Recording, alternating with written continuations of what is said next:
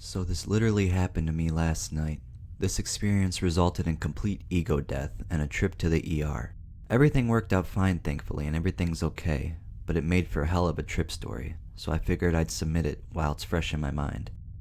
Last night I was planning on taking 5 grams of dried mushrooms. I'm a 23-year-old female and I live with my parents and sister. I'm a pretty experienced tripper, and I didn't intend to do anything last night except for sitting on the couch and watching movies while tripping. Little did I know that these shrooms were incredibly strong, and I also took them on an empty stomach. A few hours in, I wasn't tripping much and decided to do some dabs. After the dabs, I suddenly started to feel a growing sense of confusion and dread. I felt as if I had been thrown out of time. My sense of self was beginning to slip away, and I was slipping into a state of absolute dread that I had gone too far and that I would stay this way forever. It was the most intense, all-encompassing fear that I have ever experienced. I was very hot, my skin went from dry to sweaty in seconds, and I started to feel sick. I tore off my clothes and proceeded to vomit the chili that I had eaten during my come-up, probably a mistake, all over the carpet, my bed, and my feet. I stumbled around my room in a haze of confusion deeper than I ever thought I was capable of experiencing, trying to walk into my bathroom to take a shower. But the way I perceived it, it was like the game PT. I was stuck in an endless horrifying thought loop where I kept trying to walk into my bathroom, but instead, finding myself back in my bedroom. I kept repeating my name and my address over and over, trying desperately to cling on to my ego, but it wasn't working. I became convinced that I needed to go to the hospital because I was crazy. My family was watching TV downstairs. I crept halfway down the stairs, naked, with puke on my chest. My mom quickly ushered me into my room and asked me what I had taken. My parents both have experience with drugs, and my family was so incredibly understanding about my situation. They know I'm not the type to put myself in a delirious state like this, and that I had made a mistake and was afraid. I managed to spit out that I had taken mushrooms as my mom was helping me get dressed for the ambulance that my dad had called. I was guided downstairs and sat on a chair where my family was comforting me as EMS was entering the house with a stretcher. They asked me what I had taken, and I started frantically listing random drugs in a delirious babble because I had forgotten what I had taken. I even mentioned heroin, and heard EMS mention giving me Narcan. Thankfully, it was then finally communicated that I was just tripping absolute fucking sack. I kept repeating my name and my address, so desperate to not forget who I am. They put me on a stretcher and rolled me outside and loaded me onto an ambulance. At this point, my sense of self had almost completely dissolved into nothing, and I was starting to give up the battle of fighting for my life. Convinced I was going to die in that ambulance, I started sobbing and talking about how my girlfriend and I will never be able to get married, and I'll never have children in between absolute babbling nonsense. One of the paramedics held my hand and comforted me, and slowly I slipped into complete and utter acceptance of death, repeating, "I'm gonna be a baby again, I'm gonna be born again," as I closed my eyes and gently wept. I felt my consciousness fade into nothingness, merging with the infinite. I felt such an overwhelming sense of peace beneath the terror. I don't remember being checked in and put in a wheelchair at all. Sitting in the wheelchair, I started to come to, the mushrooms finally wearing off. I was in a dreamy, hazy state and couldn't decide whether or not I was still alive. Things were slowly starting to feel real. As I looked down at my hospital bracelet with my name on it, the reality fully set in that this had really happened, and I had really done this to my family, who were waiting for me in the car outside. Once the nurse was sure I was lucid and ambulatory, they took the IV tube from the ambulance off my arm and let me walk outside with my dad. I feel absolutely devastated that I put my family through this experience. Thankfully, my relationship with them is very healthy, and we're all emotionally recovering from the ordeal very well, but I'm obviously still extremely guilty about the whole situation. After talking with my parents, I went to bed in our guest room because my room was still covered in puke.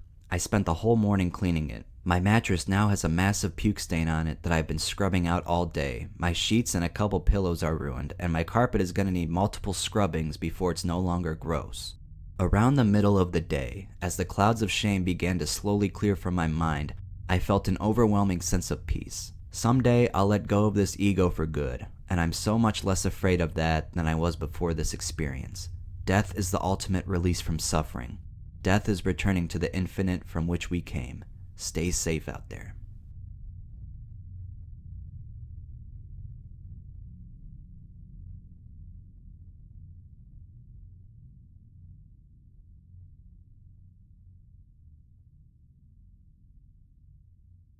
It was a late night on a weekend where the adults weren't home and the kids are sleeping. I would regularly buy mushrooms and microdose through the week, and there was a cap and a stem left, so basically a full mushroom about the size of my pointer finger. I didn't think of tripping hard. My plan was to microdose what I thought was a measly 1 gram of Golden Teachers, so I waited up until 9 to 10 p.m. to eat it. I sat in the living room and threw on Adventure Time. I just laid there for at least 3 episodes, which was about 11 to 12 minutes each. I did not eat that day, and I'm sure my body was in ketosis from fasting. The upset feeling in my stomach from the mushrooms started to act. I decided to roll a joint and smoke it. It was the classic, it's not even kicking in move, and I wanted more. That's exactly what I got. The THC and the mushrooms started to act on each other. It felt like Vegeta and Goku fused inside my body. I noticed I was really tripping because my curtains were waving, but the windows were not open. The design on the curtains itself did not help this either. I was like, oh, this is pretty cool. But as I sat, it intensified. Walls began breathing and things were overly animated in the show. But when I closed my eyes, I was sucked into a trance as I started to see a room of amaranth-colored tentacles with alien text and eyes on them. But it looked too vivid for the amount I took. I remember opening my eyes in awe of how hard I was tripping. I leaned forward to concentrate on the visuals. I was met with a being, or maybe my mind's manifestation of my feelings.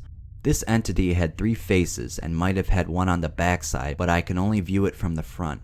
The tentacles in the room held the architectural pillar the faces were on, from the top and the bottom. This wasn't the weirdest part about this situation. It was that each of the faces reflected each emotion I felt: happy, scared, and melancholy. Their facial expressions changed varying on my thoughts and what was happening on the TV. For example, I was thinking about what happens after death. I thought I was so sure that I knew one of the possibilities. Then I hit a brick wall of thought. I simply didn't know what happens, and that worried me to the point I was scared. One of the faces had their mouth open with a frown and eyebrow muscles pointed upwards as if they were shocked and worried. I couldn't tell if this was a real entity or just me. But one feeling it gave me was that it will be there for all of eternity, waiting for me after death.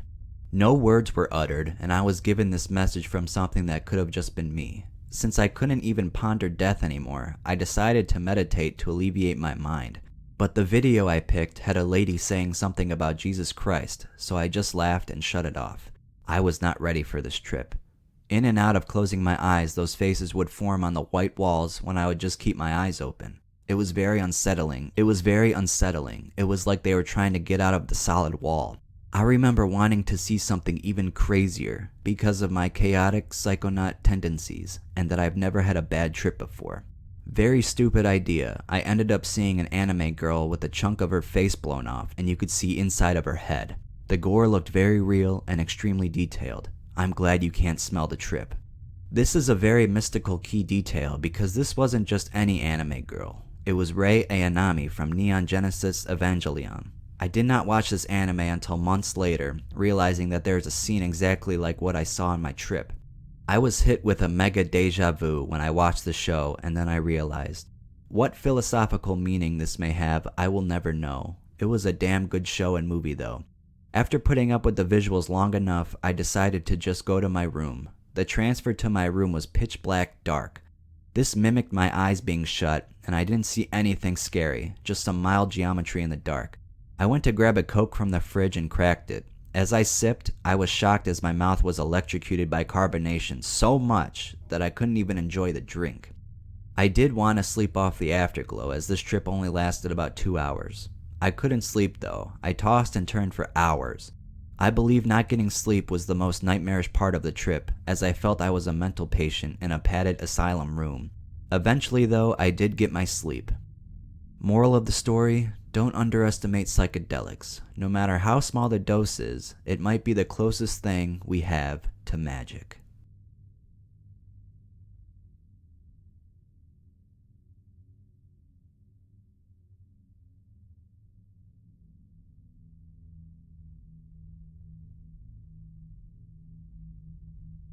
I'm only 17 years old. Me and my other psychonaut friend had tripped 10 or 11 times on acid in the span of about a year, and shrooms 5 or 6 times, with the acid trips averaging 300 to 600 UG each, and shrooms 2 to 5 grams. Needless to say, we were way too experienced and in over our heads for our age. One day, we decided we wanted to go stronger than ever before. We decided to take 3 LSD gels, which were dosed at 300 UG each. We'd had experience with them one time before by taking one, and it definitely seemed around the 300 mark for me, as well as my other friend. We went and bought 7, 3 for me and 3 for my friend, who I'll call Justin, and 1 for his girlfriend, who I'll call Felicity. The plug actually gave us a little extra though, so in total we had around 8.5 gels. Me and Justin decided to go pick up our other close psychonaut friend, who I'll call Luke. We dropped at a park. Luke only took 1 and drove back to my house. The drive was only 10 or so minutes. Almost immediately after getting into my house, I started to feel the acid. We started coming up hard when Justin's girlfriend finally pulled up, and she took the 1.5. We all spent some time coming up. The visuals were like nothing I was used to. It was almost like what TV shows you what psychedelics are like. The walls melted, but not in the traditional shifting down way.